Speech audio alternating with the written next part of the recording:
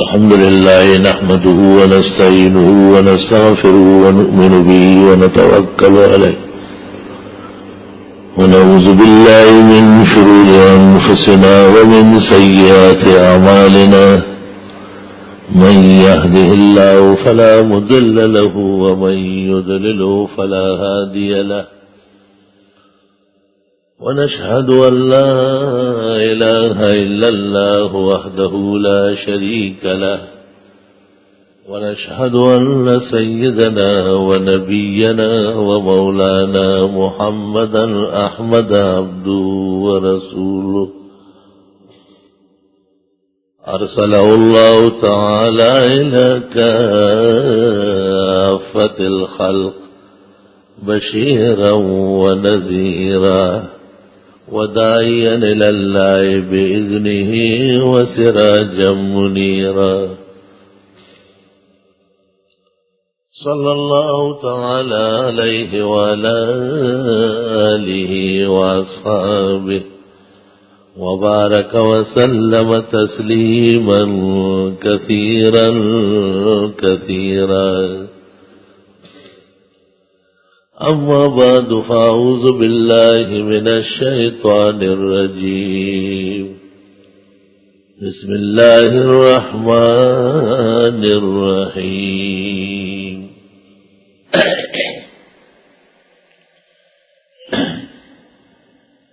شهر رمضان الذي أنزل فيه القرآن هدى للناس وبينات من الهدى والفرقان فمن شهد منكم الشهر فليصم ومن كان مريضا أو على سفر فعدة من أيام أخر يريد الله بكم اليسر ولا يريد بكم العسر ولتكملوا العدة ولتكبروا الله على ما هداكم ولعلكم تشكرون.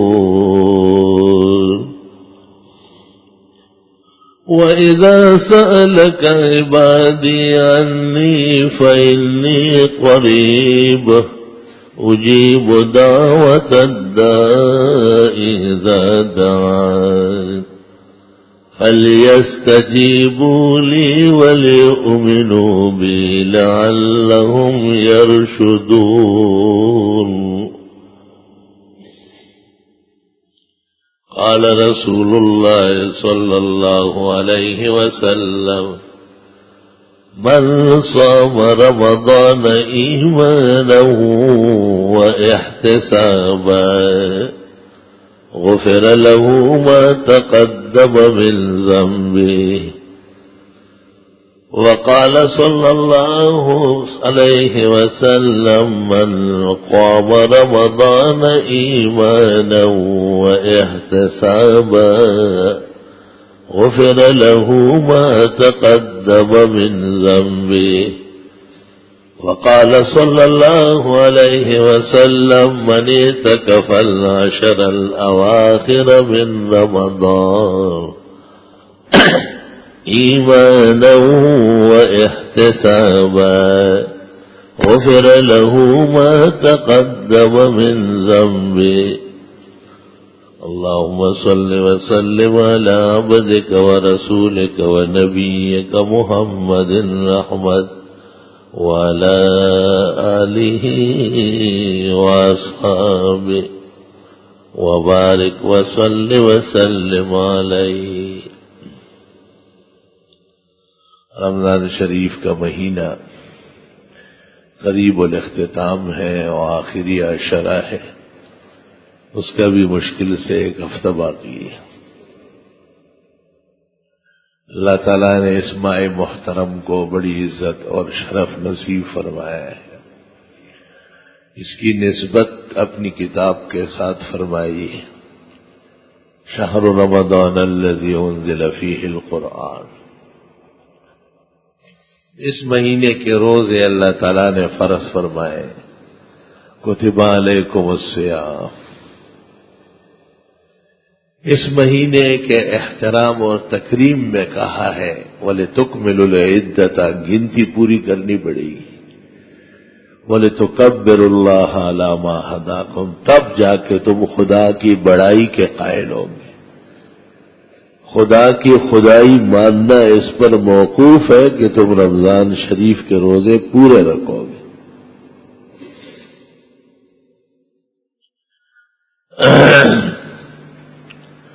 اور پھر فرمایا کہ خدا نے تمہیں جو یہ احکام سمجھا دیے، شکر کرو اللہ تعالیٰ۔ گھر کا راستہ آدمی کو پتا ہو تو عزت سے گھر پہنچتا ہے۔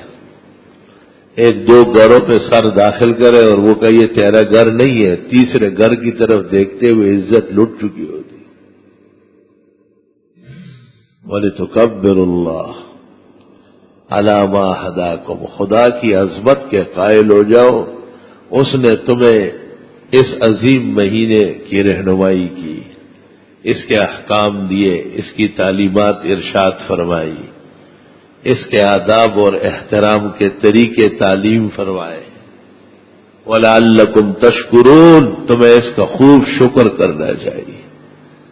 اللہ کا لاکھ لاکھ شکر احسان ہے کہ اللہ نے ہمیں انسانیت نصیب فرمائی۔ ہم بہیمہ اور کوئی جانور پیدا ہو جاتے، کون اس سے پوچھتا؟ خداوند تعالیٰ کا احسان اور شکر ہے کہ اللہ تعالیٰ نے ہمیں امت محمد صلی اللہ علیہ وسلم میں سے فرمایا ہے۔ اللہ تعالیٰ کے احسانات اور عظیم شکرانوں میں سے ہے کہ رب العزت نے سلامت الاعضاء، تندرستی، صحت، عافیت، خیر سگالی کے ساتھ بار بار رمضان شریف نصیب فرمایا ہے۔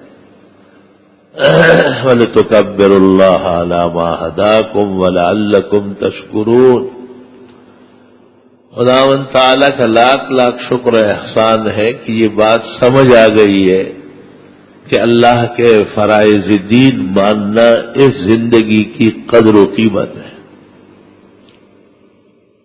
جس زندگی میں خدائی عبادات نہ ہو اور فرائض کی جان پہچان نہ ہو، وہ اور حیوان کی زندگی میں کوئی فرق نہیں ہے۔ حیوانات سے انسان امتیاز رکھتا ہے کہ یہ خدا شناسائی میں منفرد ہے۔ اللہ تعالیٰ کو حیوان بھی مانتا ہے لیکن تخلیق کے درجے میں کہ خدا نے پیدا کیا ہے۔ خدا کی صفت تخلیق کا کیسے شکر کرے، کس طرح عبادت کرے، کیسے اس کو راضی کرے، یہ انہیں تعلیم نہیں فرمایا ہے۔ وہ مقاصد نہیں ہے بلکہ وہ ذرائع اور وسائل ہے۔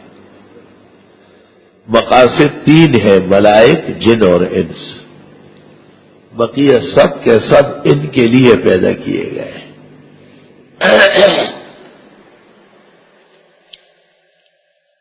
اللہ تعالیٰ کے فضل و احسان سے فرشتے تو ایسے بنے ہیں کہ ان سے کوئی گناہ ہی نہیں ہوتا، لا یعصون اللہ ما امرہم ویفعلون ما یؤمرون، جیسے کہا جاتا ہے ایسے ہی کرتے ہیں۔ فرشتوں کی سرشت میں عصیان نہیں ہے، عدول نہیں ہے، زیغ نہیں ہے، دلالت کا مادہ نہیں ہے۔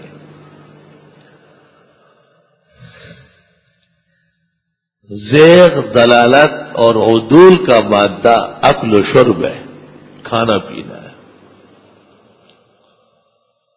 اس لیے اکل و شرب میں شریعت نے پابندی لگائی، کلو وشربو ولا تسرفو، کھاؤ اور پیو، زیادتی نہیں کرو۔ زیادتی تو عقل کے خلاف ہے۔ جتنا آدمی کھا سکتا ہے اتنا حق ہے۔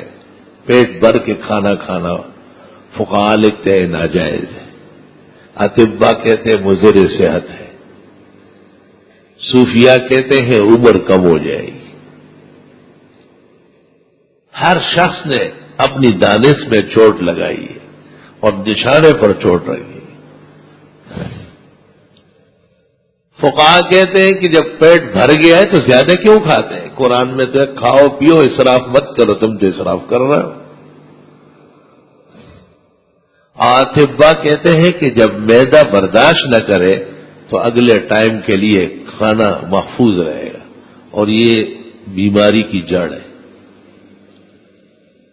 کھانا ایسا ہو کہ آدمی کھائے اور ساتھ ہی ہضم ہونا شروع ہو جائے، اور اگلے وقت سے پہلے پہلے اس کو بھوک لگے، یہ صحت جاویدہ کی بنیاد ہے۔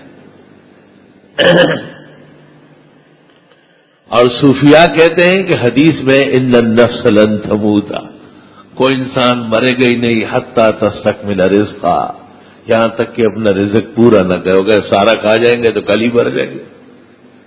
آرام آرام سے کھاؤ، تھوڑا تھوڑا کھاؤ، وہی لگ خوراؤ، تل خوراؤ، ڈیر خورا گنڈیر خورا، تھوڑا کھاؤ ہمیشہ کھاؤ، زیادہ کھاؤ زہر کھاؤ۔ رمضان شریف میں اس کی بھی مشق کرائی جاتی ہے، اندھیرے میں اٹھاتے ہیں۔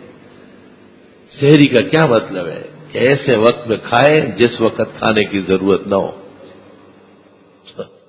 تاکہ کم کھائے۔ حضرت نے فرمایا سحر کھاؤ بڑی برکت ہے، یعنی طاقت آئے گی۔ ولو بشربۃ ماء او تمرۃ، اگرچہ ایک بوند پانی ہو، ایک آدھ کھجور ہو۔ علماء لکھتے ہیں سحری میں اٹھنا مستقل سنت، کھانا اور پینا مستقل سنت۔ بہت سارے صوفیاء کرام اس روزے کی خیر و برکت کے قائل نہیں ہے جس میں سنتوں کا اہتمام نہ ہو، اور اس کی مثال دی ہے کہ جیسے رات کو سوتے ہو کہا بس یہ ہماری سحری ہو گئی ہے، صبح نہیں اٹھنا ہے۔ تسحروا، سحری کو اٹھو، فإن فی السحور برکہ، سحری اٹھنے میں بڑی خیر و برکت ہے۔ برکت والے پیغمبر فرماتے ہیں برکت ہے اس میں، اٹھو۔ یہ نہیں فرمایا کہ پیٹ بھرو، اٹھو۔ جب آدمی اٹھے گا تو اللہ اللہ بھی کرے گا۔ تیاری میں کچھ دیر ہے، وضو کر لیا ہے، مصلی پر بیٹھ کر استغفار بھی کرے گا۔ وبالاسحار هم یستغفرون، سحری کا مقبول عمل وہ استغفار ہے۔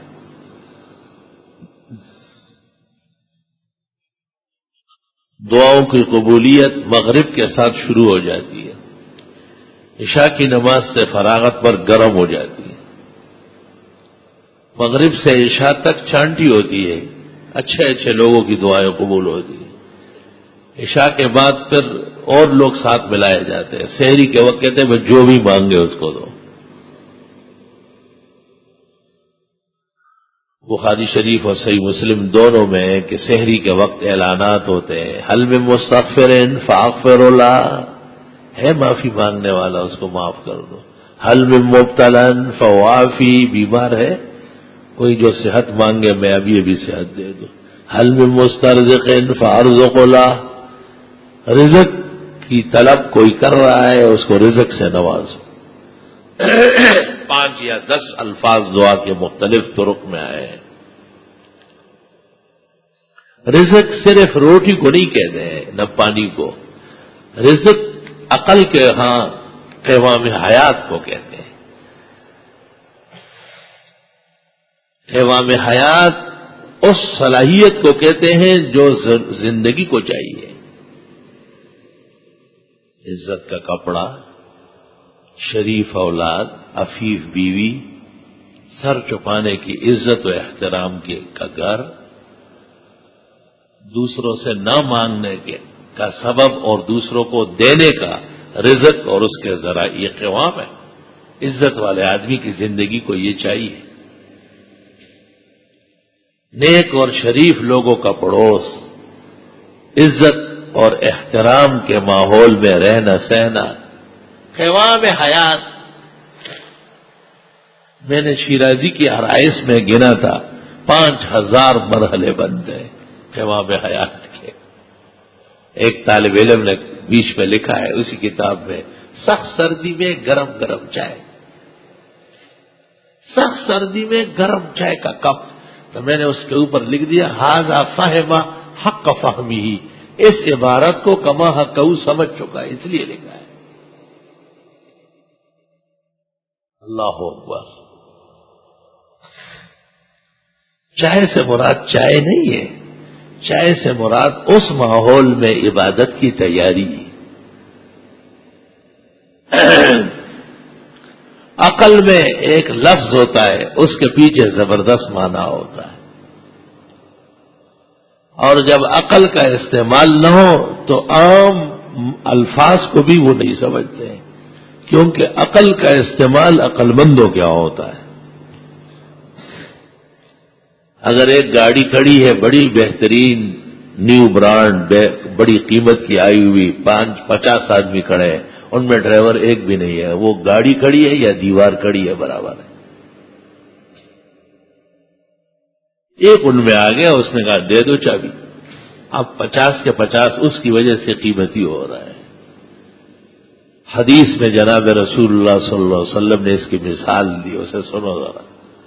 آپ نے فرمایا الناس کالابل المئہ، لوگ ایسا سمجھو جیسے 100 اونٹ، لن تجد فیہ راحلہ، سواری کا قابل ایک بھی نہیں. 100 اونٹ قطار کھڑے ہیں، کسی نے کہا مجھے سواری کے لیے چاہیے، ایک بھی سواری کا اہل نہیں، سب نا اہل ہے. فرمایا ایسا وقت آئے گا لوگ ایسے کم استعداد کے ہو جائے. الناس کالابل المئہ، ترمذی شریف. فتن، لوگوں کی مثال جیسے 100 اونٹ ہے، لن تجد فیہ راحلہ، اور اس میں سواری کا قابل ایک بھی نہیں مل رہا ہے. آپ نے قیامت کے قریب فتنوں کا ایک بیان کیا اور اس میں یہ مثال دے دی، بہت صحابہ غمگین ہو گئے، بڑے روئے. فرمایا فجر کا وقت ہوگا، لوگ محلے کی مسجد میں جمع ہو چکے ہوں گے. لن یجدوا من یصلی بہم، کافی دیر انتظار کے بعد آگے ہونے کا قابل ایک بھی نہیں ہوگا. کچھ نماز پڑھ کے اپنی اپنی چلے جائیں گے، کچھ بغیر پڑھے چلے جائیں گے. اسے سن کر کے صحابہ زارو قطار روئے کہ اوہو مساجد ویران ہو جائے گی. مسجد تو عالیشان عمارت کا نام نہیں، یہ تو ظاہر داری ہماری وقتی ضرورت ہے. سید الرسل والنبیین، سید الاولیاء والمتقین، سید الشفعاء یوم الدین، جناب نبی کریم صلی اللہ علیہ وسلم جس مسجد میں خطبہ دیتے تھے، جس مسجد میں آپ مصلی پہ کھڑے ہوتے تھے، کوری مٹی نیچے تھی، کوری مٹی، اور اوپر سے کھجور کی چالیاں. ایک جمعے کے بعد آپ نے صحابہ سے کہا کہ یہ چالیاں نیچے لٹک گئی، اس کو کاٹ تو دو. اور کوری مٹی کوئی اپنے ساتھ کپڑا لے آتا تھا، تو آپ نے فرمایا مٹی پر سجدہ کرنا زیادہ افضل، اس سے پیدا ہو اور اس میں جانے والا، اس سے کیا نفرت ہے.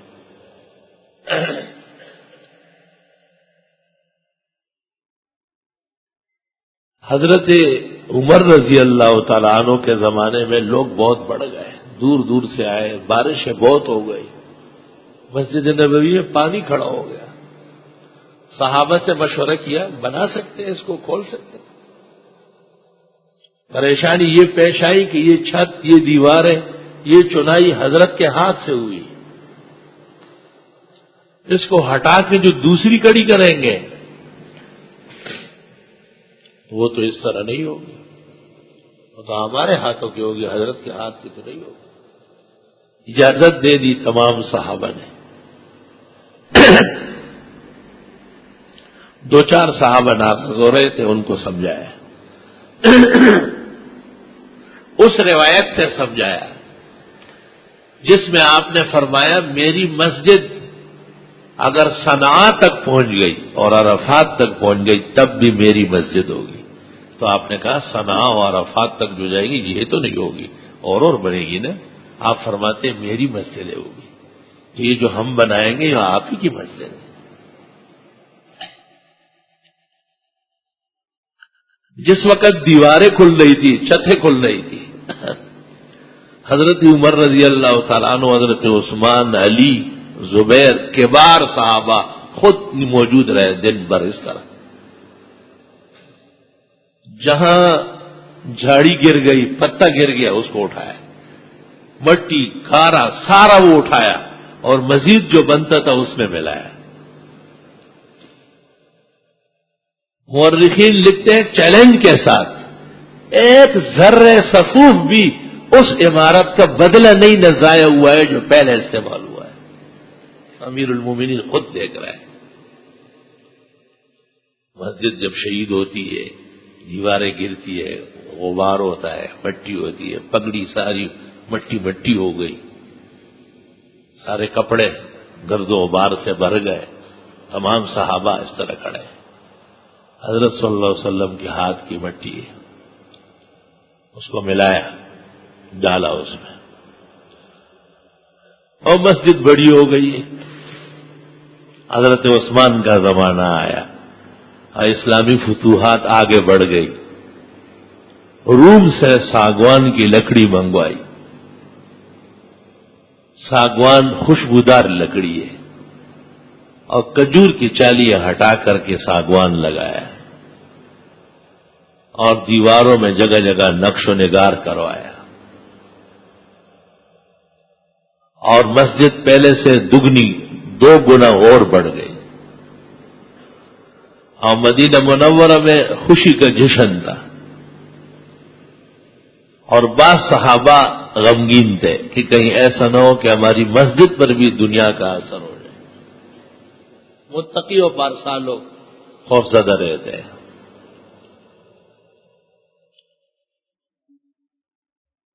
حضرت عثمان کو لوگوں نے کہا آپ نے کوئی زیادتی نہیں کی ہے، ساگوان منگوائی اور منقش پتھر لگوائے۔ حضرت عثمان نے حدیث پیش کی، من بنا للہ مسجد بن اللہ لہ بیتا فی الجنہ۔ بخاری شریف، امام بخاری نے اس پر باب قائم کیا ہے کہ مسجد بنانا بہت بڑا کار خیر ہے۔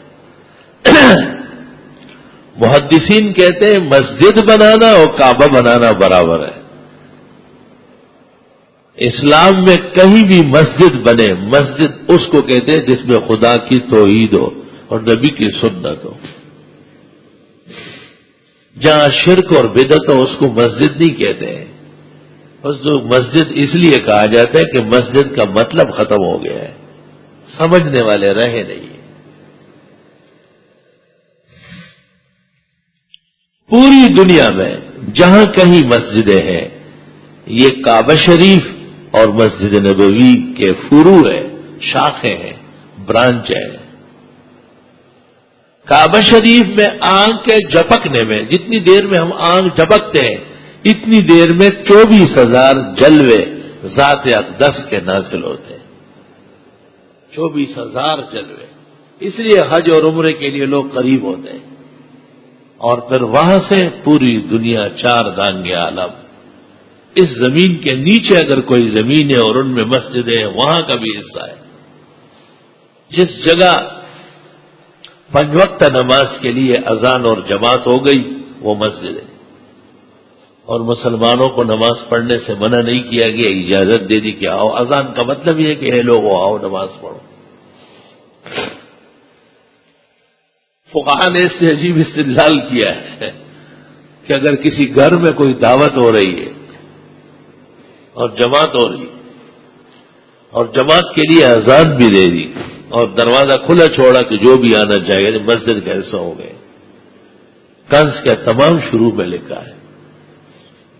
کچھ مسائل خوف کی وجہ سے مولویوں نے چھپائے ہوئے، کتابوں میں مکمل لکھے ہوئے، تو اس میں ایک ہیلہ لکھا ہے۔ ایک ہیلہ یہ لکھا ہے کہ اذان الحی یکفینا، محلے والی اذان بہت ہے نا، خالی تکبیر کرو۔ دوسری جماعت محلے میں جو ہوتی ہے اذان کی ضرورت نہیں ہے۔ عبداللہ ابن مسعود بیمار تھے، اسود اور علقمہ ان کے 2 شاگرد تیمارداری کے لیے آئے۔ جب وہ اٹھنے لگے ابن مسعود نے پوچھا کہاں محلے کی؟ فرمایا جماعت ہو چکی، وہاں جماعت ہو گئی، یہی کریں گے۔ عبداللہ ابن مسعود آگے، تو شاگردوں میں سے ایک نے اذان دینا چاہا، تو عبداللہ ابن مسعود نے کہا اذان الحی یکفینا، محلے کی اذان بہت ہے، آواز آتی ہے، سن چکے ہیں. یہ جماعت بھی اس کی اطاعت ہے.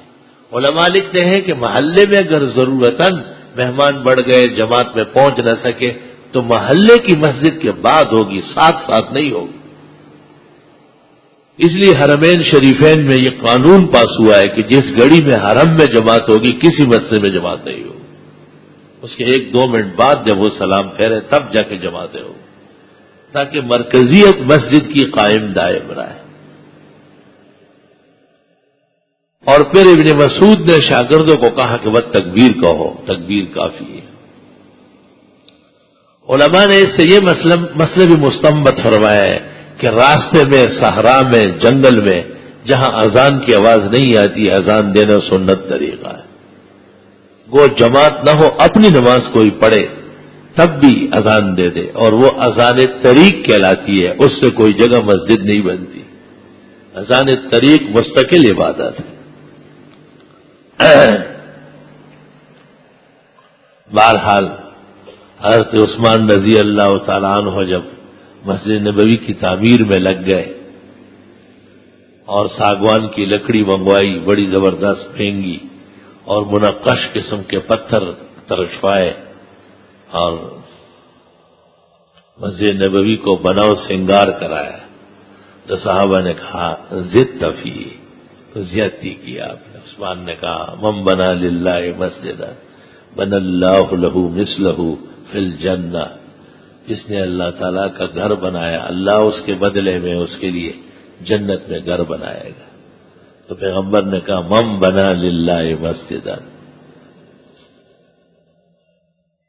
عبد الرحمن ابن عوف موجود نہیں تھے, سفر پر تھے, بڑے علماء صحابہ میں سے.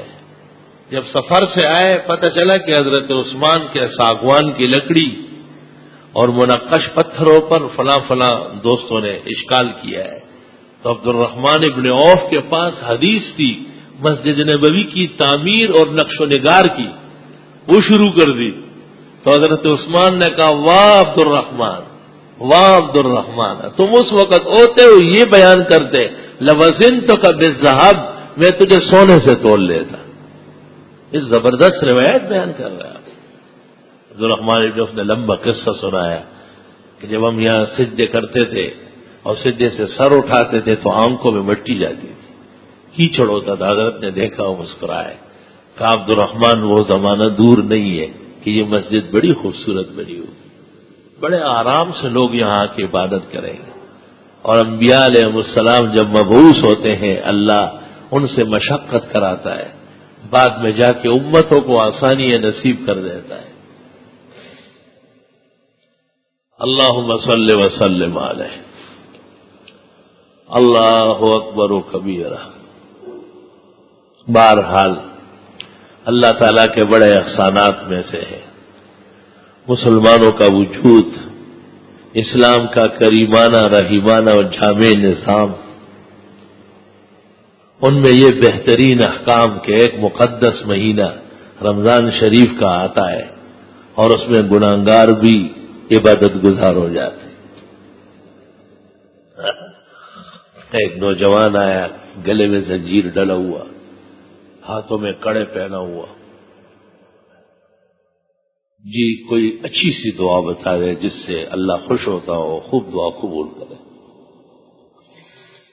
میں نے کہا کہ اگر کسی انسان کے کپڑے میں نجاست لگی ہوئی ہو اور وہ کسی دکاندار کو کہے کہ بہترین قسم کا مہنگا صرف اور صابن دے, کپڑا دھونا ہے, تو اس کا فرض کیا بنتا ہے کہ صابن اور صرف دے یا پہلے کہے کہ نجاست ہٹا دے؟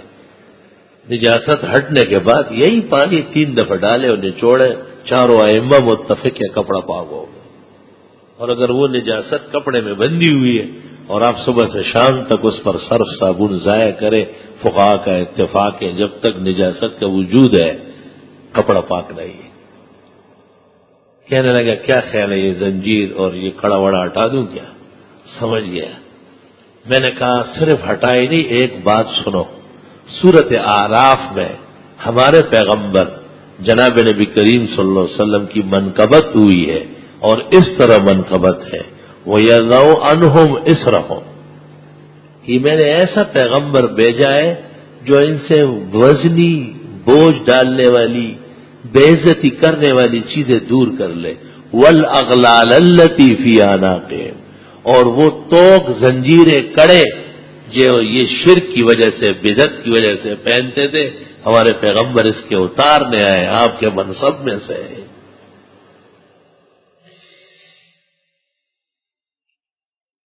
کس قدر نقصان پہنچایا جاتا ہے دین کو، دین کی روح کو. نئی فیشن کے بہانے نوجوان لڑکوں کو لڑکیاں بنایا جا رہا، خاص سازش کہتا. وہ نسلی اصلی مسلمان ہیں، ان کے خاندان، ان کے نسل نسب سب کے سب اسلام کے لیے رہے مرے. ذرا سے غلط لوگوں میں اٹک بیٹھک ہو گئی، صحبتی بد سے ہمیشہ بھاگ تو، ورنہ بن جائے گا کالا ناگ تو. نسل کو سنبھالو، اپنی اولاد اور دوسروں کی اولاد کو اپنی اولاد سمجھو. اس بات کی کوشش کرو کہ کس طرح ہم ان کو راہ راست پر لائیں گے. ایک قیمتی تریاک، بیش بہا موتی، کروڑوں کا یاقوت، نہایت بیش بہا ہیرا، اس کے لیے شاہ نشان بازار دیکھنا پڑتا ہے. خمہاروں کے محلے میں ان کا ریٹ نہیں لگتا. سبزی منڈی میں کوئی یاقوت نہ بیچتا ہے نہ خریدتا ہے. اس کے لیے ملکوں کا سفر کرنا پڑتا ہے. جہاں سلاطین اور شہزادے آتے ہیں ان کے سامنے اس کو بیچاتے ہیں، تب جا کر کے کوئی قیمتی گاہک وہاں آتا ہے. ان بیش بہا لڑکوں کو، نئی نسل کو ان ماحولیات سے باہر نکالنا آپ کا اور ہمارا فریضہ ہے. یا ایھا الذین آمنوا قوا انفسکم واہلیکم نارا، اے ایمان والو اپنے آپ کو اور اپنی اولاد کو، ماننے والوں کو، اہلیکم سب کو جہنم کی آگ سے بچاؤ. جہنم کی آگ سے بچانے والا نظام محمد الرسول اللہ صلی اللہ علیہ وسلم لے کے آیا ہے. ہم نکاح کراتے ہیں تاکہ ہماری نسل میں، معاشرے میں زنا نہ ہو، تو زنا جہنم لے جانے والا ہے، اس سے آگ کی سزا ہوگی. اور نکاح اس سے بچت کا نام ہے. یہ نظام پیغمبر لے کے آئے. ہم محنت کر کے کماتے ہیں، لوگوں سے چھینتے نہیں، لوٹ کسوٹ نہیں کرتے، وہ حرام ناجائز. محنت مشقت کا رزق انبیاء علیہ السلام کی سنت ہے. اولی الایدی والابصار، وہ اپنے ہاتھوں سے اور آنکھوں سے کام لیتے تھے. تو تجارت اور زراعت عبادات بن گئی ہے. ہم کپڑے پہنتے ہیں، جسم ڈھکتے ہیں، یہ انسان میں اور حیوان میں فرق ہے. انسان کی انسانیت کا تقاضا ہے کہ جسم ڈھکا ہوا ہو، اس لیے کفار بھی ننگے رہنا پسند نہیں کرتے. اور جن میں جہاں جہاں بہیمیت آ گئی، جانور پن آ گئی، وہاں اس کا کپڑا کم ہو جائے گا. کھیل کے بہانے گھٹنے کھلے ہوئے ہیں، گلیوں میں گھوم رہے ہیں، لمبا چوڑا 6.5 فٹ کا مستنڈا، اور شلوار نہیں ہے، چڈی پہنا ہوا ہے. پورے محلے میں غیرت نہیں ہے. ایک مسلمان غیرتی وہاں نہیں کہ ہاتھ سے پکڑ کے اس کو کہے گھر جاؤ. اس طرح رہنا تو اپنے گھر میں بھی حرام نہ جائے. اپنی والدہ، بہنوں، بھائی اور والد کے سامنے بھی ان اعضاء کے ساتھ ننگا ہونا، یہ انسانیت نہیں ہے.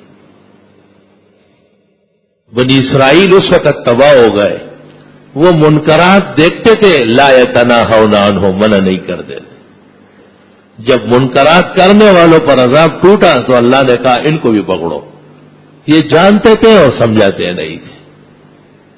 وَلْتَكُن مِّنكُمْ أُمَّةٌ، وہ ایسی جماعت کا ہونا ضروری ہے جو دوسروں کو خیر کی دعوت دے، امر بالمعروف اور گناہوں کے کاموں سے منع کر دے. یہ اس پیغمبر کی امت میں ہو رہا ہے کہ جہاں ایک جلیل القدر صحابی کے ران کا کچھ حصہ بے خیالی میں ذرا سا کھل گیا تو آپ نے چہرہ ایسا موڑا اور فرمایا غط فخذک فإنہ من العورى، ران ڈھک لو، یہ شرمگاہ کا حصہ ہے، ران ڈھک لو، شرم غات فخذہ کا چہرہ یوں موڑا۔ علماء لکھتے ہیں جن مقامات کا دیکھنا منع ہے ان پر نظر پڑنا 40 دن تک آنکھ کے نور سے محروم ہو جائے گی۔ جیسے چشمہ ہو اور آپ کو فٹ نہ ہو، فریم ہو اور اس میں شیشہ نہ ہو، اس طرح آنکھیں ہیں لیکن نور ختم ہو چکا ہے، بصیرت نہیں رہی۔ جیسے نوٹ ہے لیکن بازار میں چلتا نہیں، سالن ہے لیکن بو پھیل چکا ہے۔ 40 دن تک اس نجاست اور گندگی کا اثر ہوگا۔ نئی نسل کو عذاب سے بچاؤ، ان کی فکر کرو، تبلیغ تیز کر لو، غم اور درد دین کی پیدا کرو۔ اس کے لیے کوئی مہم چلانے کی ضرورت نہیں ہے، فکر پیدا کرنا ہے۔ قلب میں سوز نہیں، روح میں احساس نہیں، کچھ بھی پیغام محمد کا تمہیں پاس نہیں۔ ہماری بیٹیاں اور بہنیں اسکول اور کالج اور ضروری کاموں کے لیے جب نکلتی ہے تو دوپٹہ یا ہوتا نہیں، اگر ہوتا بھی ہے تو ایسے فیشن کے لیے سینے پہ ڈلا ہوا، سر کھلا، سینہ کھلا۔ یہ اس پیغمبر کی امت کی عورتیں ہیں جن کے لیے کہا گیا یا ایھا النبی قل لازواجک و بناتک و نساء المؤمنین، ہے پیغمبر اپنی بیویوں سے، بیٹیوں سے، امت کی عورتوں سے کہے یدنین علیہن من جلابیبہن، بڑی بڑی چادریں اور برقع اپنے اوپر ڈالیں۔ سورۃ احزاب آخری رکوع سے پہلے رکوع۔ یا ایھا النبی، اے پیغمبر، قل لازواجک، کہہ دیجیے اپنی بیویوں سے، پیغمبر کی بیویاں وازواجہ امہاتہم، قرآن کہتا ہے کہ حضرت کی بیویاں پوری امت کے مذہب، ایمان، اعمال اور دین کی مائیں ہیں، لیکن فرمایا آپ ان امت کی ماؤں کو کہے کہ یہ بھی برقع اور چادریں اٹھائے۔ وبناتک، اور اپنی بیٹیوں کو بھی کہے، ونساء المؤمنین، اور مسلمان عورتوں سے کہے یدنین علیہن من جلابیبہن، ڈال دے اپنے اوپر بڑے بڑے برقعوں کو۔ جلباب اس چادر کو کہتے ہیں یا اس برقعے کو کہ جس کی وجہ سے خاتون کے جسم پر پہنا ہوا کپڑا وہ بھی اجنبی کی نگاہ سے بچ جائے، دیکھنے میں نہ آئے۔ چادر اور برقعے کا مطلب یہ ہے کہ خاتون نے جو کرتا شلوار اور دوپٹہ لیا ہے وہ بھی آسانی سے باہر کے آدمی کو نظر نہ آئے۔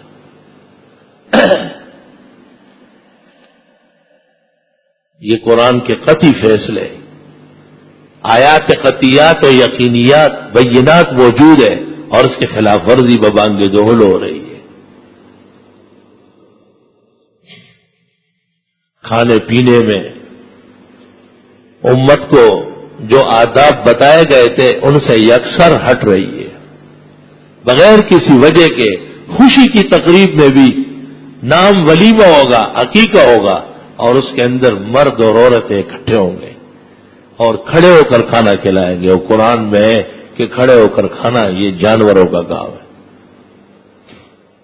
نام ولیمہ رکھے اور اس کے اندر ڈول بجائے، نام عقیقہ رکھے اور اس کے اندر سرکس چلائے، فلمیں لگائے، یہ پیغمبر اور سنت کا مذاق اڑانا ہے۔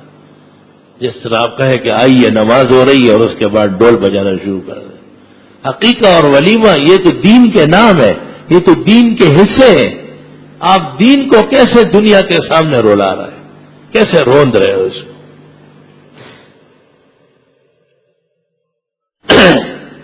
اور صرف ایک بات نہیں ہے، 50 باتیں۔ رشتے اور ناطے میں بھی خلاف ورزیاں کی جا رہی ہے، غیر ضروری شرطیں، نامناسب طلب، نامناسب گفتگو، اس نے بیویوں کو، ہماری بہنوں اور بیٹیوں کو ماں کے گھر میں بوڑھے کر دیے، وہی بڑھیا ہو گئی۔ حکم شریعت کا یہ کہ جب لڑکی بلوغ کو پہنچی اور رشتہ مسلمان کا آیا، اس کا دین آپ کو معلوم ہے اور دنیا پر کوئی اعتراض نہیں، دے دو رشتہ، مستقبل اس کا خدا بنائے گا۔ آپ جتنا بڑا گھر اس کے لیے دیکھتے ہیں اتنے ہی آپ اس کو آگ میں جھونک رہے ہیں۔ حدیث میں ہے کہ برکت النکاح ایسرھا مؤنہ، شادی کی تقریب پر کم سے کم خرچہ ہو، ہلکی پھلکی شادی ہو، تاکہ سب لوگ شادی کر لیں اور کوئی شخص بھی گناہ کا مرتکب نہ ہو. شادی کا مطلب یہ ہے کہ گناہ نہ ہو. اگر شادی کے بعد بھی گناہ ہے تو شادی غیر شادی کلعدم، اس کا وجود شرعاً و اخلاقاً ختم ہو چکا ہے. اللہ تعالیٰ نے ایک اجنبیہ کو جس کو دیکھنا اور ہاتھ لگانا جرم تھا زندگی کا حصہ بنا دیا، رفیق حیات بنا دی گئی تاکہ آپ گناہوں سے بچیں، آپ کی نگاہوں میں قرار آئے، آپ کی شرمگاہ کی حفاظت ہو جائے، آپ کا دین و دین کی سرحدیں محفوظ رہے. شادی ان مقاصد کے لیے. النکاح من سنتی، یہ میری سنت ہے. اور دوسری روایت پہ جمیع انبیاء و مرسلین کی سنت ہے، سب کے سب نکاح اور اولاد والے تھے. وَلَقَدْ أَرْسَلْنَا رُسُلًا مِّن قَبْلِكَ وَجَعَلْنَا لَهُمْ أَزْوَاجًا وَذُرِّيَّةً. چھوٹی اولاد ننھے مننے ان کو انگریزی کے اسکولوں میں انگریزی ماحولیات میں ایسا پھینک رہے ہیں جیسے واپس آنا ضروری نہیں ہے. وہ اقرا کے نام پہ کوئی ٹوٹا پھوٹا کام ہے، اس کا سر پیر ہے ہی نہیں اس طرح سے. وہ خالص ٹیوشن سینٹر ہے. اس بہانے آمد کا ایک ذریعہ قائم کیا گیا. وہاں کس نے حص پکا کرنا ہے، کس نے وہاں سے نکل کر کے اسلامی لباس اختیار کرنا ہے، کون سی بیوی ہے جو وہاں سے نکل کر معاشرے میں اوروں کے لیے مشعل راہ بنے. یہ تو آپ اپنے گھر کو خود دین سے سجائیں گے. آپ گھر کے بڑے ہو کر کے اول سے اخیر تک خیال رکھیں گے. مثلا ایک بچی کو آپ نے حفظ کرایا، بہت بڑا کارنامہ ہے، سر آنکھوں پر، اللہ اس کو قائم دائم رکھے. لیکن اس کے بعد آپ نے ایسی جگہ اس کا رشتہ کرایا کہ نہ وہ حفظ رہا اور نہ وہ دن رہے. یہ ظلم اور زیادتی آپ نے خود کرائی. بچی کے شاہ نشان دین کو ترجیح دینا آپ کا اولین فریضہ تھا. ایک بچے پر محنت کر کے 2-3 سال میں قرآن کریم حفظ مکمل کیا، بہت سدا بہار عمل ہے. جتنی بھی اس کی تعریف و منقبت کی جائے کم ہے. لیکن سوال یہ ہے کہ اس بچے کو حافظ رکھنا یہ کس کی ذمہ داری ہے؟ یہی لڑکا قرآن بھول جائے گا. من اعرض عن ذکری فإن له معیشۃ ضنکا. جس نے قرآن یاد کیا اور پھر چھوڑ دیا ہے میں اس کی زندگی تنگ کر دوں گا. اللہ فرماتا ہے جس میدان میں وہ قدم رکھتا ہے تباہکاری آتی ہے اس کو، کیونکہ قرآن نے اس کو بددعاؤں کی اور تباہی کا مژدہ سنایا ہے، للکارا ہے اس کو.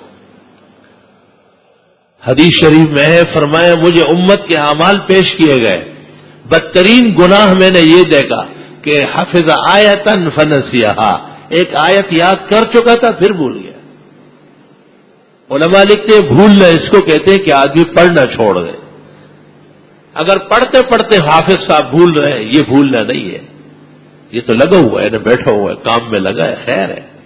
بھولنا اس کو کہتے ہیں کہ قرآن کہیں اور ہے اور یہ کہیں اور ہے. حافظ صاحب کوئی اور تھا اور اب یہ تو ماسٹر صاحب ہے. اس کے اخلاق کردار اب یہ قرآن والا نہیں ہے. قرآن مجید یاد کرانے کے ساتھ ساتھ سرپرستان ماں باپ اس بات کی بھی فکر کرے کہ یہ دولت جو دونوں جہانوں سے بڑھ کر ہے، علماء کہتے ہیں آخرت کی جو نعمتیں ہیں وہ بھی قرآن کے تابع ہے. قرآن بیش بہا ہے. اس کو قائم رکھنے کا فریضہ یہ ماں باپ کا ہے، یہ استاذ کا کام نہیں ہے. استاذ کے سامنے 3 سال بعد بچہ اٹھ گیا ہے. کوئی سعادت مند لڑکا ہو کہ جو استاذ کی آنکھوں کا خیال رکھے اور اس کی عزت کا خیال رکھے. ایسا زمانہ گزرا ہے. مامون الرشید بادشاہ تھا، 30,000 مربع میل میں ان کا جھنڈا سلطنت لہرا رہا تھا. اور بغداد میں اہل سنت اور معتزلہ کا مناظرہ تھا اور مضبوط مناظر نہیں مل رہا تھا تو مامون خود سر سے تاج رکھ کر کے اور پگڑی باندھی اور کہا انا و ناظر الشیخ، میں گفتگو کروں گا بادشاہ. اور فرمایا انی استفدت من الاسمعی، میں نے امام اسمعی سے پڑھا ہے، ان کی عزت کو ہمیشہ رکھوں گا.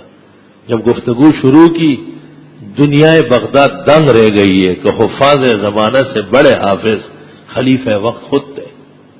اس وقت دنیا کو پتہ چلا کہ محمود الرشید کو 22,000 احادیث سندن متن یاد ہے. ایسی نسلیں بھی اس آسمان و زمین نے دیکھی ہے کہ تاج و تخت سلطنت کے ساتھ بھی علم کے مقامات انہوں نے محفوظ رکھے.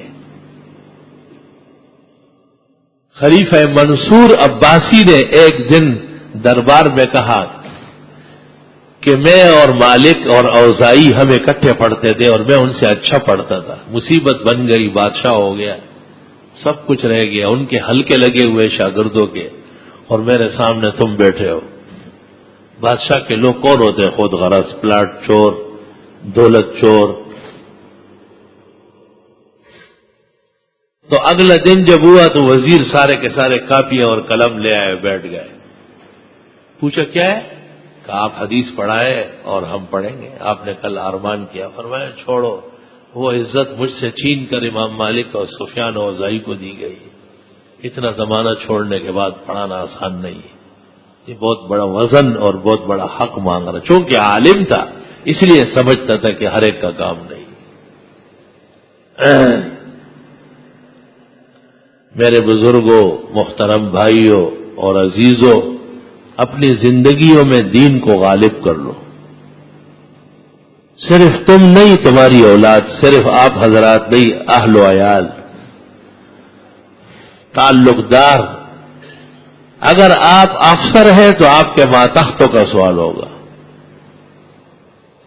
اگر آپ ماتحت ہیں تو آپ سے افسر کے بارے میں سوال ہوگا کہ اس کے ساتھ کتنی دیانت کی.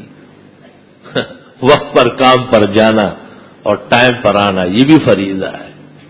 سورۃ مطففین میں ہے کہ اہل باطل اور تباہ ہونے والے لوگ اپنا حق پورا لیتے ہیں، دوسرا کا حق صحیح نہیں دیتے. وَيْلٌ لِّلْمُطَفِّفِينَ، وہ تباہ ہو جائے دوسروں کے حق گھٹانے والے. الَّذِينَ إِذَا اكْتَالُوا عَلَى النَّاسِ يَسْتَوْفُونَ، جب لوگوں سے لینا ہوتا ہے تو پورا لیتے ہیں. وَإِذَا كَالُوهُمْ أَوْ وَزَنُوهُمْ، اور جب یہ ان کو پیمانہ کر کے دے یا وزن کر کے دے، یخسرون، گٹھا کے دے دے. آپ نے کسی کا حق کم کر کے دیا اس کو وقتی نقصان دیا، اپنا دائمی نقصان کر لیا. اللہ تعالیٰ کے ہاں خائن لکھے گئے، کاذب لکھے گئے. آپ نے کہا یہ پورا ہے، کاذب ہے. دیانت کی دہیجیاں اڑا دیا آپ نے. امانت نہیں رہی، خیانت آ گئی. قیامت تک اگر وہ معاف نہ ہوا اور اس کی معافی کی صورت نہ بن سکی تو دو کاموں میں سے ایک ہوگا. یا تو اس شخص، آپ کی تمام نیکیاں اس کو دی جائے گی اس حق کے گھٹانے میں. جتنے روزے رکھے، نمازیں پڑھی، اور اس زمانے میں جو فیشن کے عمرے نکلے ہوئے. میں نے ایک شخص کو کہا 20 کام تیرے ذمہ وہ نہیں کرتے، عمرہ کیوں کرتے؟ کہا اصل میں ہمارے رشتے دار کر کے آئے ہیں تو ہم کو بھی جانا ہے. یعنی مقابلے کا عمرہ ہے، کمپٹیشن کا عمرہ ہو رہا ہے. میں نے کہا اتنے بڑے بڑے کام ہو رہے ہیں، لوگ زلزلے میں ہلاک ہو گئے، پورے خاندان زمین بوس ہو گئے، خبریں سنی نہیں جا سکتی، بیان کرنا آسان نہیں. تو وہ ایک مقام باقی تھا، تب کمال اخلاص کا. حرمین شریف ہے، بد اخلاصوں نے اس کو بھی اپنی جیسے بنانے کی کوشش کی. ان کے حق میں تو یقیناً تباہی ہے. مکہ گئے، مدینہ گئے، قدس بھی گئے، جیسے گئے تھے گھوم پھر کے ویسے آ گئے. اس لیے یہ عمرے اور حج تو کرتے ہیں، داڑھی نہیں رکھ سکتے. احرام باندھ لیتے ہیں، تلبیہ پڑھنا جانتے نہیں اس طرح سے. احرام کھولتے وقت پورے سر کے بال لینا یا سر کے 1/4 حصے کا مکمل بال لینا، یہ فرض الفرض ہے. یہ وہاں شوافی کو دیکھ کے ایسی کینچی مار کے گھر آ جاتا ہے، عمر بھر احرام میں رہتا ہے اور حرام کا مرتکب ہوتا ہے. احرام کھلا ہی نہیں.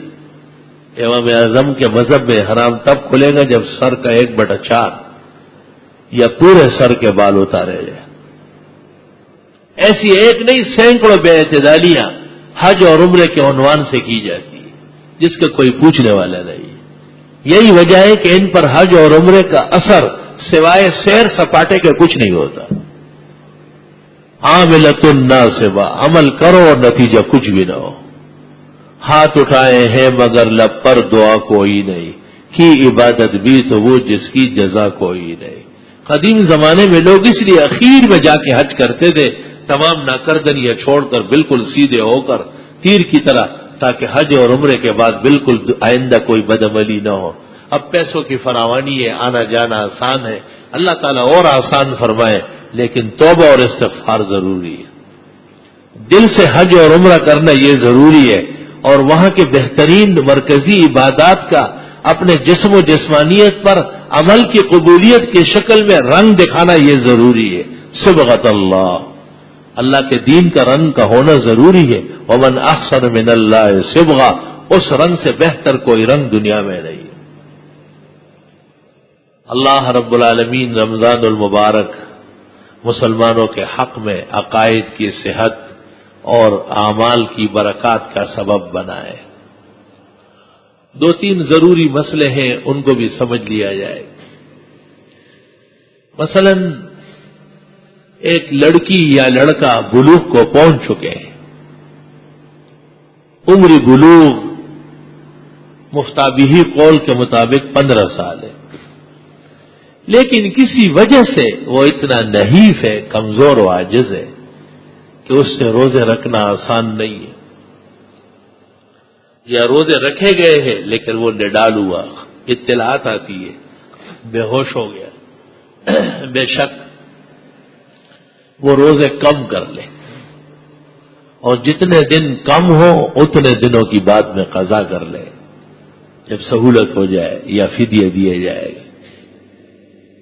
بعض خواتین نفاس سے فارغ ہو گئی، یعنی بچہ ہو گیا اور پاک ہو گئی ہے، لیکن نفاس کے دنوں میں اتنا خون آ چکا ہے کہ جب وہ روزہ رکھ لیتی ہے تو 2-3 گھنٹے بعد غشی پڑنا شروع ہو جاتی ہے، دورے پڑتے ہیں اس کو.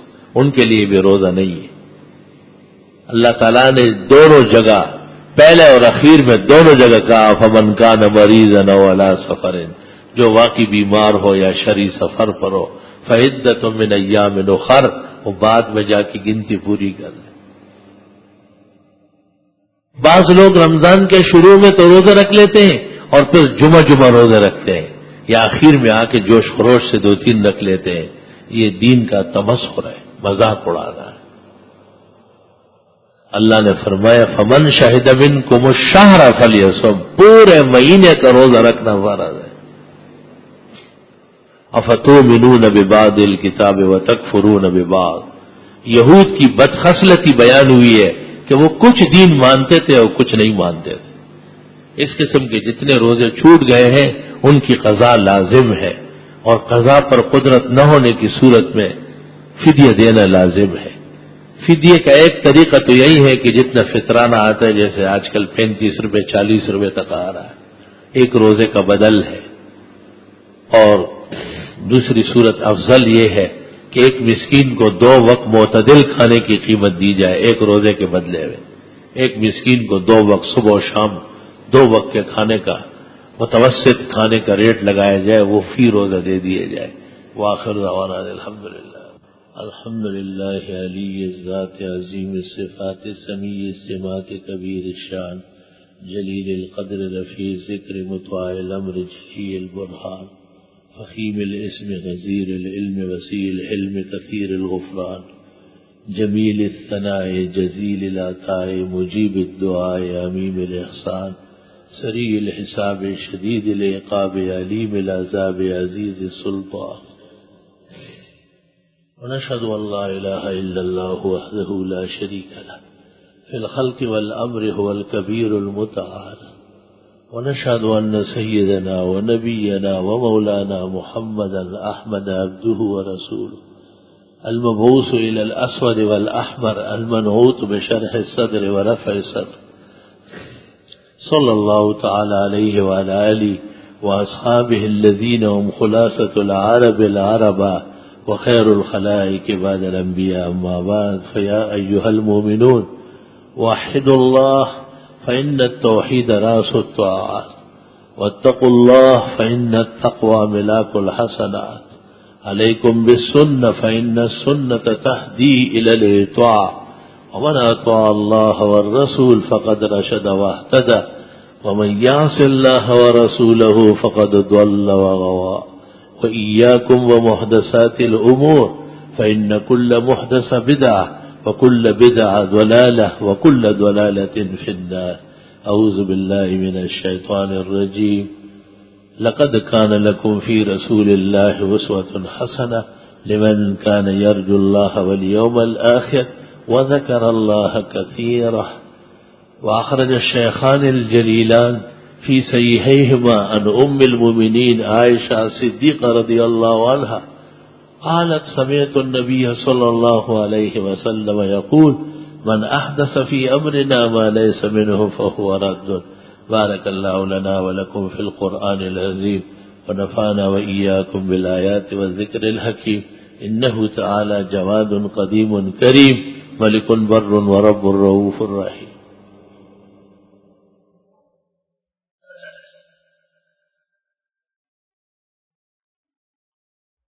الحمد لله جل وعلا وصلى الله وسلم على رسوله المصطفى ونبيه المجتبى وأمينه على وحي السماء وعلى آله النجبى وأصحابه الأتقياء أفضل الخلائق بعد الأنبياء ومن بهديهم اقتدى وبآثارهم اقتفى من المفسرين والمحدثين والفقهاء إلى يوم الجزاء. أما بعد فقد قال النبي صلى الله عليه وسلم أبو بكر في الجنة عمر في الجنة عثمان في الجنة علي في الجنة زبير بن العوام في الجنة طلحة بن عبيد الله في الجنة عبد الرحمن بن عوف في الجنة أبو عبيدة بن الجراح في الجنة سعد بن أبي وقاص في الجنة سعيد بن زيد في الجنة.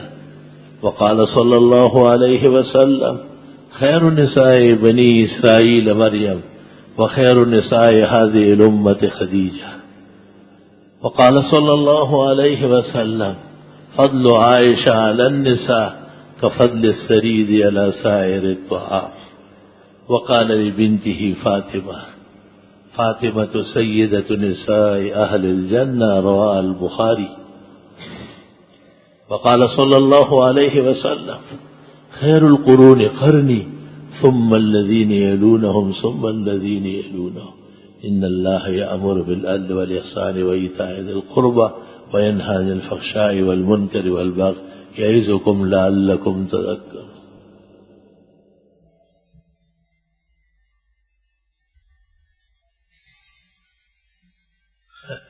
مولانا منظور احمد نعمانی نے دور تفسیر میں سورہ عادیات کی تفسیر میں بتایا کہ اس میں جن گھوڑوں کی قسم کھائی گئی وہ مجاہدین کے گھوڑے نہیں بلکہ ڈاکوؤں کے گھوڑے ہیں. یہ بات سراسر غلط اور تفسیری آداب کے خلاف ورزی ہے، جعلی بات ہے. بالکل ناممکن ہے کہ مولانا جیسے عظیم مقتدر مفسر ایسی ذمہ داری کی جگہ ایسی بات کر رہے ہیں. بظاہر نقل میں غلطی معلوم ہو رہی ہے. ہمارے کمرے میں گھڑی لگی ہوئی ہے، ہم اسی گھڑی کو دیکھ کر افطار و سحری کرتے ہیں. گھڑی 15 منٹ پیچھے تھی، سحری میں گھڑی کو دیکھ کر پانی پی لیا، بعد میں پتہ چلا کہ گھڑی پیچھے ہے. روز ہو گئے یا نہیں؟ سوال یہ ہے کہ اگر یہ وقت سحری کا آس پاس کا وقت ہے، یعنی کہیں بند ہو رہا ہے کہیں کھلا ہے، پھر تو معاف ہے. اور اگر یہ طے شدہ ہے کہ وقت گزرنے کے اور فجر داخل ہونے کے 15 منٹ نہیں 5 منٹ بعد کھایا گیا ہے تو روزہ نہیں ہوا. لیکن وہ شخص افطار نہ کرے، اسی طرح رہے، ثواب ملے گا. بعد رمضان اس دن کی قضا کر دیں. اکثر تبلیغی حضرات معتکف حضرات کے پاس گشت کی غرض سے آتے ہیں، پوچھ نہیں کہ اپنی عبادت مثلا قرآن پاک نوافل پڑھنا زیادہ صحیح ہے تبلیغ والوں کے ساتھ تعریف و مشورہ اجر و ثواب. اصل میں ان کاموں میں کوئی تعارض نہیں ہے. تبلیغیوں کی باتیں سننا وہ بھی ثواب ہے، وہ بھی دین کی باتیں کرتے ہیں، اور تبلیغیوں کو بھی عقل سکھانا اور دین کی باتیں سمجھانا یہ آپ کی بھی ذمہ داری ہے. تبلیغ والے بھی کلام میں پورے نہیں ہیں، ادھورے ہیں، تو ان کی سنے بھی اور سنائے بھی. جن اوقات میں ان کے حلقے لگتے ہیں یا آپ سے درخواست کرتے ہیں آپ بیٹھ جائیں، خیر ہے، اہل خیر ہے، ان کی مجلس مبارک ہو جائے گی، آپ بھی خیر سن لیں گے، آپ بھی ان کو جو معلومات ہے سمجھاتے رہے۔ تبلیغ والے تو آپ پر 24 گھنٹے مسلط نہیں ہیں، ان کے تو 10-15 منٹ ہوتے ہیں غریب ہو گئے، اس کے بعد آپ بقیہ اوقات میں عبادت، تلاوت، نفل سب پڑھتے رہے، بلا وجہ تبلیغ والوں کے ساتھ آپ سینگ بازی کرتے۔ رمضان میں آپ نے تہجد پڑھی یا نہیں؟ رمضان شریف میں تو ہر مومن تہجد پڑھتا ہے، لیکن تیری عقل نہیں ہے، ماری گئی تیری عقل، تجھ جیسے مینڈک کی تہجد نہیں ہے۔ 20 رکعت تراویح امام الاسر مولانا انور شاہ فرماتے ہیں، یہ 8 رکعت قیام اللیل اور 12 رکعت تہجد ہے۔ وطروں کے بعد تہجد پڑھنا نہیں ہے، نبی کے ساتھ دشمنی کرنی ہے، کیونکہ آپ نے فرمایا رات کی آخری نماز وطر ہے، آپ اس کے بعد تہجد پڑھ کے جنت نہیں جائیں گے، اس سے جہنم جانے کی تیاری کریں، کیونکہ پیغمبر کا حکم یہ ہے کہ وطر رات کی آخری نماز ہے۔ بھائی کے یہاں 14 سال سے اولاد نہیں ہوئی، دعا فرمائے، اللہ تعالیٰ انہیں صالح اولاد نصیب فرمائے۔ لکھا ہے نام مان اللہ، اگر کوئی دعا ہے تو عنایت فرمائے۔ کثرت سے استغفار کرے، بے انتہا استغفار کا کلمہ پڑھتے رہے، خیر ہو جائے گا۔ روزے کی حالت میں منہ بھر کے قے کرنے سے روزے پر کیا اثر پڑتا ہے؟ منہ بھر کے قے آنے سے روزہ ٹوٹ جاتا ہے۔ پگڑی کو غیر عالم پہن سکتے ہیں، جی ہاں۔ بیماری کی حالت میں روزہ نہ رکھنے پر کتنا فدیہ دے؟ ایک روزے کے بدلے میں ایک مسکین کو 2 وقت یا 2 مسکینوں کو 1 وقت معتدل اور متوسط کھانا دے رہا ہے، خبزن و لحما، روٹی اور گوشت کا سالن۔ اگر چھوڑا ہوا روزہ بعد میں رکھے اور اگر وہ ٹوٹ جائے تو اس کا بھی کفارہ نہیں، قضا روزے کا کفارہ نہیں ہے، روزہ ہی رکھا جائے گا۔ لکھا ہے سیماب کا کیا معنی ہے؟ یہ ایک پرندہ ہے جو بہت فضا کے اندر رہتا ہے۔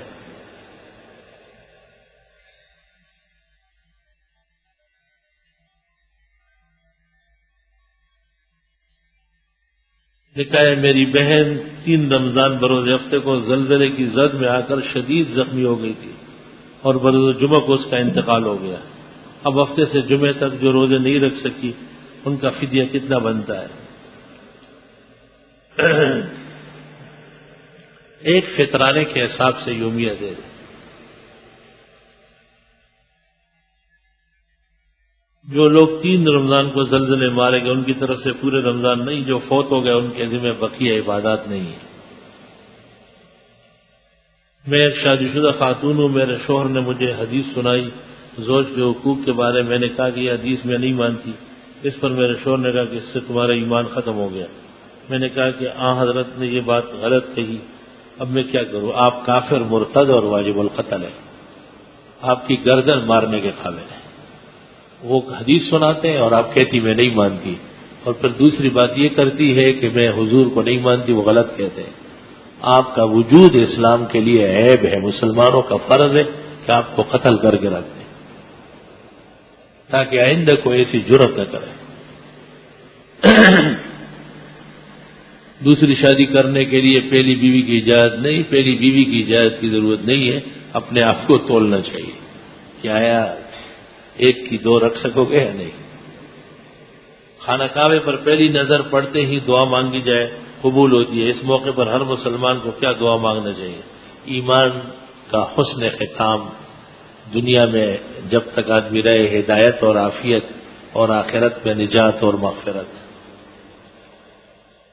کوئی ضروری نہیں کہ ایک ہی دعا ہو، کعبہ پر نظر پڑتے ہی رک جائیے اور کافی دیر تک بہت ساری دعائیں مانگے۔ فضل اللہ اعم و کرمہ اتم، اللہ کا فضل اور کرم کچھ کم نہیں ہے۔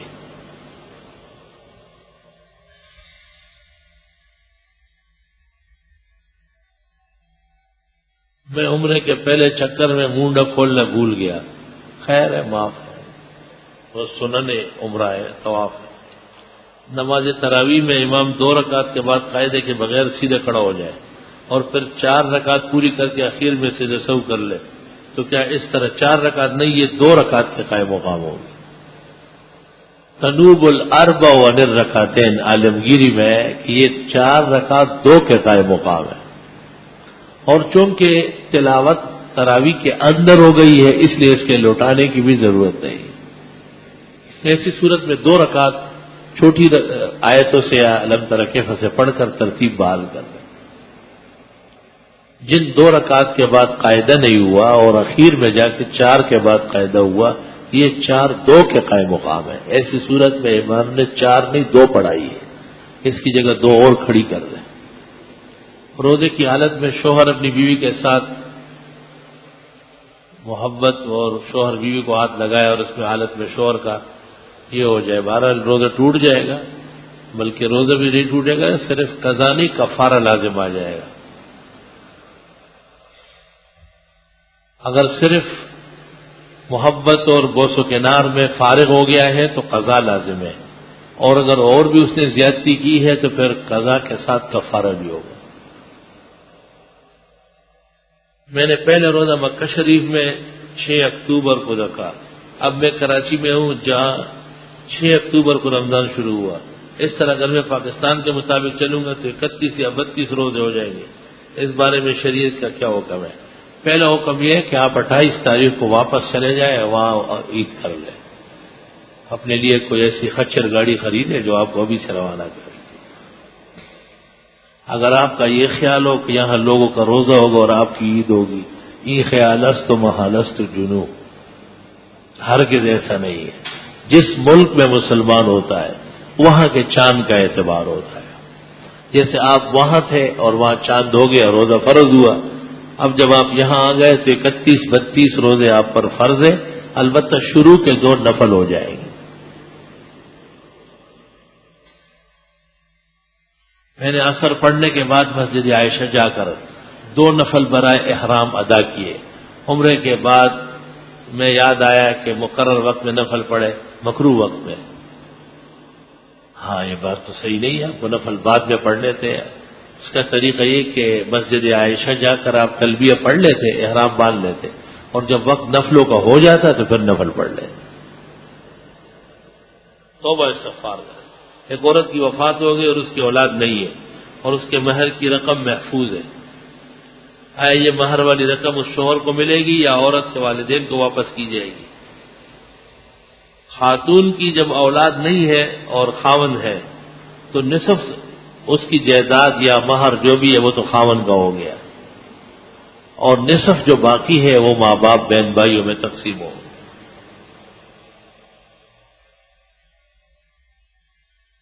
اللہم انی لک صمت و بک آمنت و علی رزقک افطرت۔ دعا کے الفاظ اتنے ہیں، اللہم لک صمت و علی رزقک افطرت، 2 لفظ ہیں، و بک آمنت و علیک توکلت، یہ الفاظ من گڑت ہے، نہ پڑھے جائے۔ باقی جماعت المسلمین نہیں ہے، وہ تو آپ نے جو لکھا ہے وہی ہے، ان کی باتیں چھوڑیں آپ۔ ملا علی قاری نے الفقہ الاکبر میں لکھا ہے، فقہ اکبر نے فقہ اکبر کی شرح میں، فقہ اکبر تو امام ابو حنیفہ کی کتاب ہے، ایسا نہ لکھے، امام ملا علی قاری نے شرح فقہ اکبر میں لکھا کہ امام ابو حنیفہ، امام مالک اور امام احمد نے نزدیک قبروں کے پاس قرآن پڑھنا مکروہ ہے۔ یہ ایک رائے ہے کیونکہ وہ بدعت ہے، اس بارے میں حدیث اور خارج نہیں ہے، شارح علوم کا بھی یہی بیان ہے۔ فتاوی عالمگیری جلد اول کتاب الجنائز، 500 فقہا لکھتے ہیں، واستحسن محمد القراءۃ فی المقبرہ، قبرستان میں قرآن کریم پڑھنا امام محمد فرماتے ہیں یہ بہتر ہے، اچھے اعمال میں سے۔ صحاح میں ابن عمر سے منقول ہے کہ تدفین کے بعد سرحانے مفلحون تک اور 35 آمد رسول سے اخیر تک پڑھتے ہیں۔ حدیث کے اندر شب قدر کے بارے میں کچھ خاص نشانیاں بتائی گئی کہ اس رات کا جناب محمد صلی اللہ علیہ وسلم پر منکشف ہو جاتا تھا۔ جی ہاں، حضرت شیخ الحدیث مولانا زکریا محدث سہارنپوری نے فضائل رمضان لیلۃ القدر کی بحث میں محدثین سے کچھ نشانیاں نقل کی ہے، دیکھ لیں آپ وہاں۔ درمیانی قاعدے میں کتنی مقدار درود شریف پڑھنے سے سجدہ واجب؟ اللہم صلی علی محمد، اتنے لفظ۔ اگر کسی کا بھائی طالب علم ہو اور وہ صاحب نصاب نہ ہو تو بھائی کو زکوٰۃ دینا درست اور صحیح، بلکہ اور لوگوں کو دینے سے 1000 درجے بہتر، علم کی مدد بھی ہو جائے گی۔ بہن، بھائی، خالہ، ماموں، تایا، چچا، یہ غربت کی شرط پر ان کو زکوٰۃ دینا صحیح ہے۔ رمضان میں دعائے تراویح کے بعد کر دیں اور وطر کے بعد نفل نماز شروع کرتے کہ ایسے ہی نہ، تراویح کے بعد دعا مانگنا مناسب نہیں ہے، اگرچہ بعض بڑے بزرگوں سے منقول ہے۔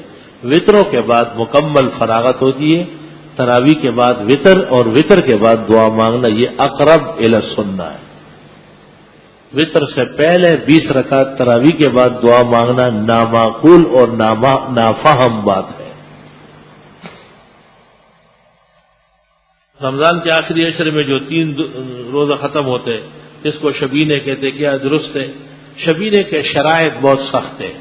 مثلا تراویح میں ہو تو محلے کی مسجد میں نہ ہو، وہاں سب کا حق ہے پڑھنے کا، یہ 3 راتوں والے جو مسلط ہو جائیں گے سب نمازی بیمار بوڑھے رہ جائیں گے، یہ غلط۔ اور اگر یہ نفلوں میں پڑھے تو نفلوں کی جماعت ناجائز ہے، علیحدہ اپنے کسی مکان میں گھر پر کرے تو کوئی حرج نہیں۔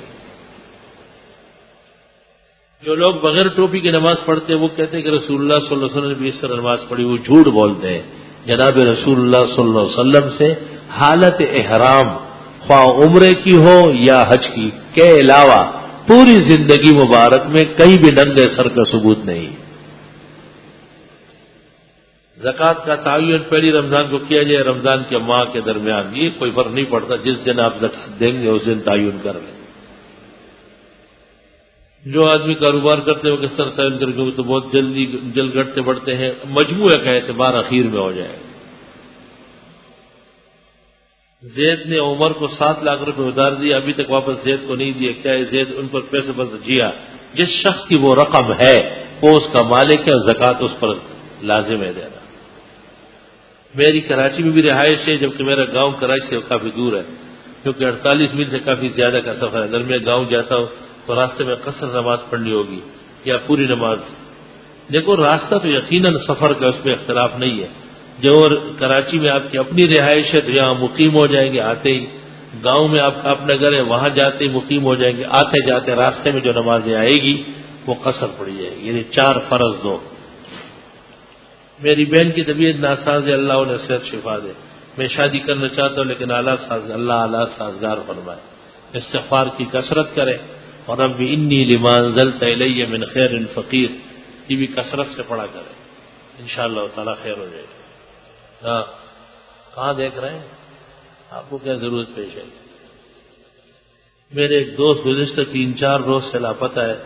سورۃ یوسف 11 مرتبہ پڑھ کر دعا مانگی جائے اور شام کے اوقات میں کوئی شیرینی، حلوہ یا کوئی چیز پکا کے مسکین غریبوں کو کھلائے اور ثواب بخشے فرید گنج شکر اور خواجہ نظام الدین کو، انشاءاللہ خیر و عافیت سے زندہ سلامت آ جائے گا۔ الحمدللہ رب العالمین، نستغفرک اللہم ونسألک السلام والعافیہ، لا الہ الا اللہ وحدہ لا شریک لہ، لہ الملک ولہ الحمد وعلی کل شیء قدیر۔ جنہوں نے اپنے مردوں کا ذکر کیا ہے اللہ ان کی مغفرت فرمائے، جن کے بیماران ہیں اللہ صحت کاملہ شفا عاجل عطا فرمائے، جن کو رشتے درکار ہے اللہ عزت اور عفت کے خوشگوار پائیدار رشتہ عطا فرمائے، جہاں اولاد نہیں ہے اللہ نارینہ صالح اولاد نصیب فرمائے، جو بے گھر ہے اللہ عزت کے گھر نصیب فرمائے، جن کے گھروں میں خاندانوں میں جسم و جسمانیت میں کاروبار میں رفتار حیات میں کچھ گھٹن ہے اللہ ان کو الفت و رافت کا سلوک نصیب فرمائے، اللہ سب مسلمانوں کی دستگیری فرمائے، ان کی نصرت و امداد فرمائے، رمضان المبارک کا تقدس و احترام نصیب فرمائے، ہر طرح کی بے اعتدالی، بے اعتنائی، کمی کوتاہی حق سبحانہ و تعالی اپنے دریائے فضل سے معاف فرمائے۔ صلی اللہ تعالی علی خیر خلقی محمد وآلہ واصحابہ اجمعین برحمتک یا